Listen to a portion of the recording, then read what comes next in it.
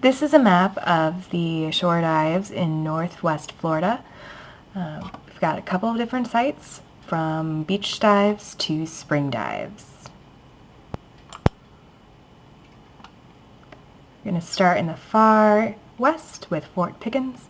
This is a national park. The actual site is at the jetty edge. And I've been to this site before, so I have a little bit of information as regards to what we can find there, such as octopus, stingrays, stargazers, how long the dive time was, and some of the surface temperatures as well as bottom temperatures, and the date.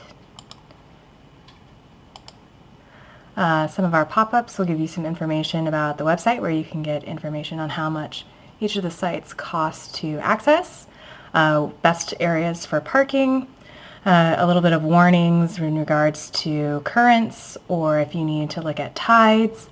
We also have the level of certification for each site, whether you can be an open water certified dive trained, whether it's a decent area for dive training, or if it's an advanced or even a cave or cavern dive in some situations.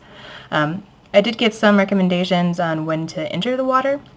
In the case of these beach dives, where it's really important to pay attention to the tides, it's really imperative that you pay attention to some recommendations. A lot of times these are going to be on things like scuba board, but I thought it would be nice to have it all in one place where you could see how to get to the site as well as some extra details. I even included some site information on how to get rentals for gear or for air fills in these pop-ups. So as you scroll back out and go back down the coast, these are both areas in Pensacola. We've got Park East, which is a snorkeling reef. It's actually really nice for diving, though. It's nice and calm for the most part, unless there's a storm coming in. I don't recommend going to Park East, but they've got some reef balls, which were permitted by the Florida DEP. They've been well established. They usually have a lot of turtles and a lot of life to look at. There are some ripping rip currents occasionally, depending on what the tides and weather are doing that day, so definitely check that out before going. The depth isn't too deep. Most of the time the max depth is going to be around 25 feet at high tide during spring tides, but most of the time it's going to be in the 10 to 15 feet range depending on when you go. So it is another type of beach dive, same types of rental and air fill stations as Fort Pickens. This particular site is a little bit strange to navigate. I did try to draw a polygon around it to indicate the bounds of the site. I need to go back and get the specific bearings and compass locations, though, for this area. There are guides along the beach to help you find this site because it can be a little bit tricky. It's a sign that you'll line up blue and white arrows so that you can swim directly out to the site. And if you keep going down along the coast, because most of these are beach dives, eventually get to the Destin jetties. I haven't been here myself personally, but it's one of those places I would like to go and check out when I get a chance. Similar information as before. You can see where you can get air and rental gear. It's a type of beach dive. It does still vary by tide. I believe most of the max depths were, again, in the 20 and 30 range at high tide. And since this is a jetty right at the inlet, it is imperative to make sure you check your tides and to check the website for any closures or red tide events that might be going on in the Gulf Coast area. I'm going to get away from the coast for just a little bit. We have two other locations down there, but I also wanted to look at our cavern dives up here in Northwest Florida, Vortex Springs and Morrison Springs. So they're going to be up along I-10, easily accessible along the I-10 corridor. You've got Vortex Springs, so if I can pull up the information on the pop-up, it's going to be a pretty simple area to dive. A lot of dive training goes on here.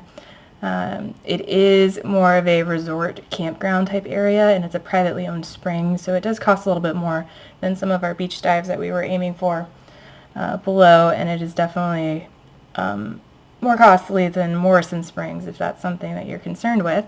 But it is a cavern dive, one of our first ones that we were looking at.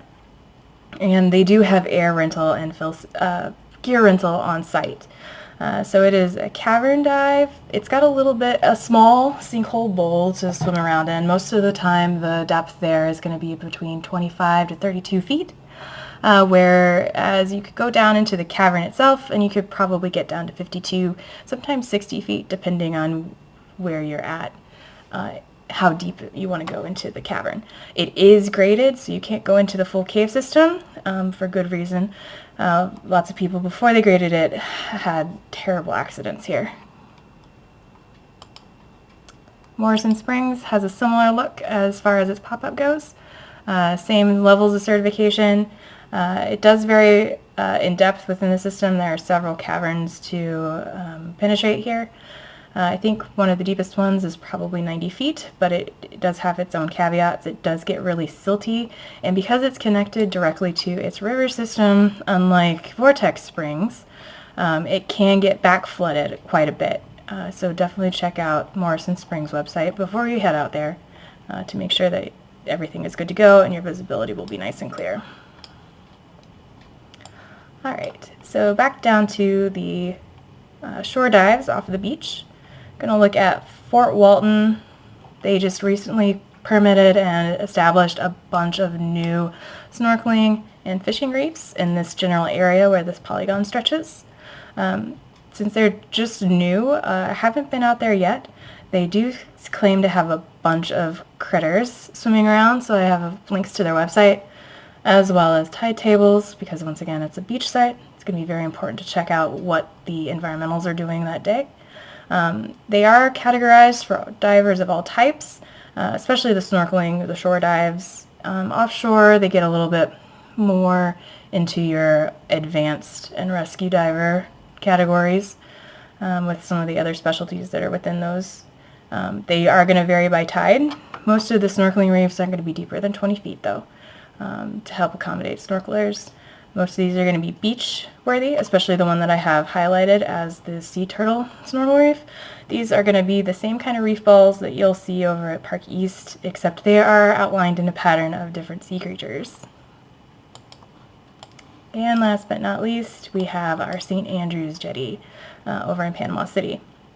St. Andrews Jetty is supposed to be wonderful in terms of things that you'll find here. Haven't had a chance to get out there yet. It's just been too cold or rainy whenever I've tried to plan a dive over there. But it is highly dependent on tides. They have a couple of, they do have this long jetty here where everything is going to be along this outside edge in the actual inlet. Lots of fish swimming around in there. So it's going to be a little precarious with boat traffic. Definitely going to need a dive flag to go to any of these sites that are along the beach or in the inlets.